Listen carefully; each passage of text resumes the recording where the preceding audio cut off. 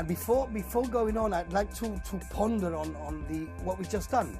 I mean, this is a perfect example. It's mixed media, and it's also a perfect example of how science and art can come together. I mean, ironically enough, to do this 10 years ago would have taken first, shoot it in film, develop the film, cut out the photograph by hand, convert it into black and white. Such a tedious process, which we've managed to do in a couple of minutes. So it's amazing how progress has affected the graphic arts.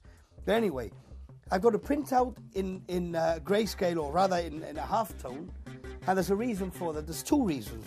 First of all, I do it to save on toner, because if you print a lot of large images in solid black, you're using up all your toner. So that's one to note. But secondly, and more importantly, it's to allow me to mark out the bridges. Bridges are very interesting when it comes to stencil making. It's the area that actually stays. For instance, we're going to be cutting out the black, right? If I cut out all that black shape, these white bits will get lost. So hence we have to build what's called a bridge. So basically I use my own criteria. I would continue that there. But because I'm working on grey, I can see it. So that means that won't get cut, and it will stay together with the rest of the stencil. The same thing we do at the bottom. So there's another bridge. And you go around looking at all the areas that you think need bridging. So now I'm becoming an engineer. Anyway, just keep on looking for more areas, for instance there.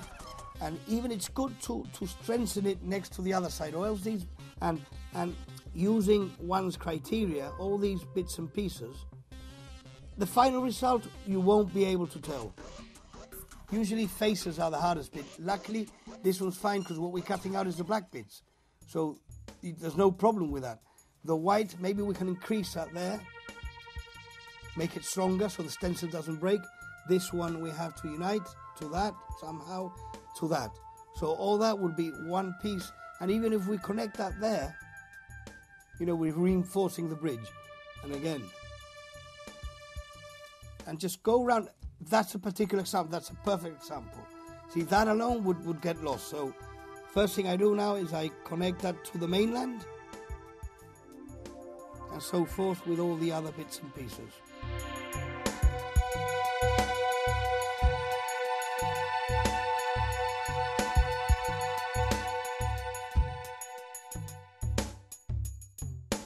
This is a very powerful and dangerous tool. You've got to be careful. This is a surgical blade, a scalpel, which we use for this type of work. You have to be very careful, always your hand behind the blade. I've cut myself umpteen times, and it's a very painful cut.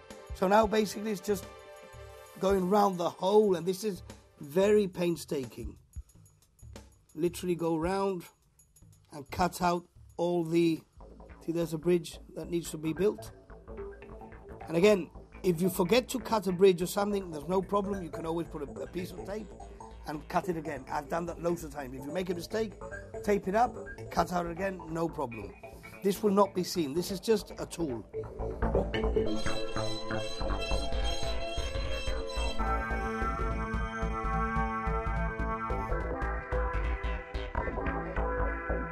You don't have to be too precise, as you can see. None of this will be evident in the end result. So, and just ponder on, cutting away till you've got the desired bit. You see here we come to one of those bridges. So I stop there, and now rather than carry on that way, I would go up. I never cut this way, but for ease of reference, I always like to cut the other way around, towards me. And you can be as detailed as you want. At the end of the day, the more time you spend over this, the better the end result, the clearer the image, and so forth.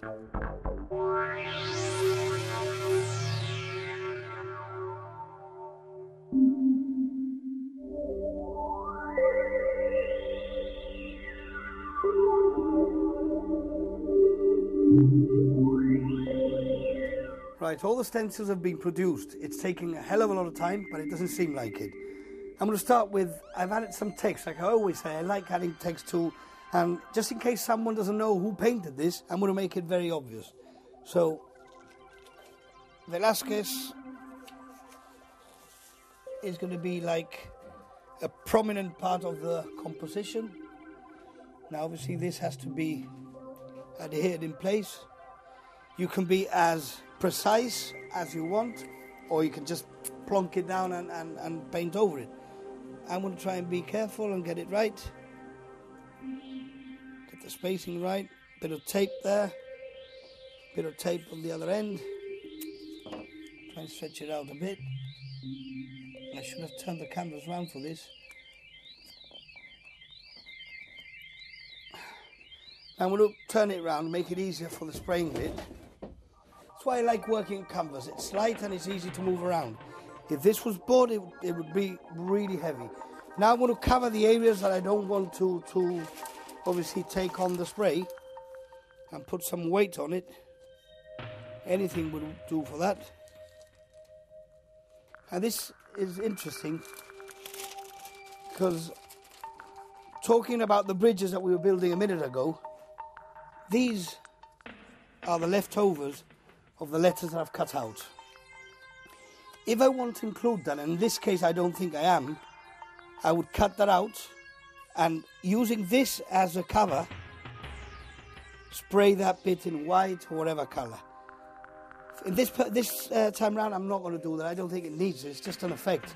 So the type is just an effect. Right, bit of weight to push it all down.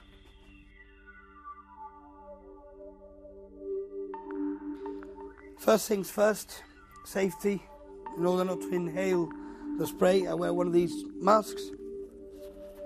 And I'm going to go for white. So give everything a covering of white colour and see how it looks. Right, are we ready?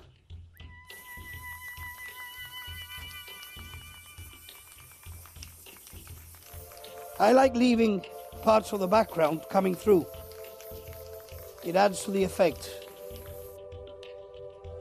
Okay, now we're going to get rid of the stencil. This is always an interesting part. You never know what you're going to find when you take it out or take it off.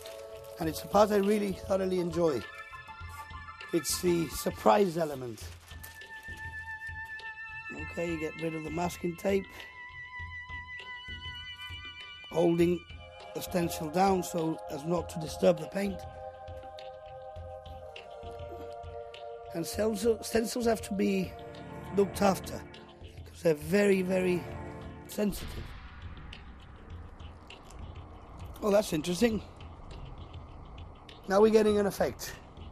Type and art. And I like the fact that we have a very clinical cut here, juxtaposed on a very rough and abstract background.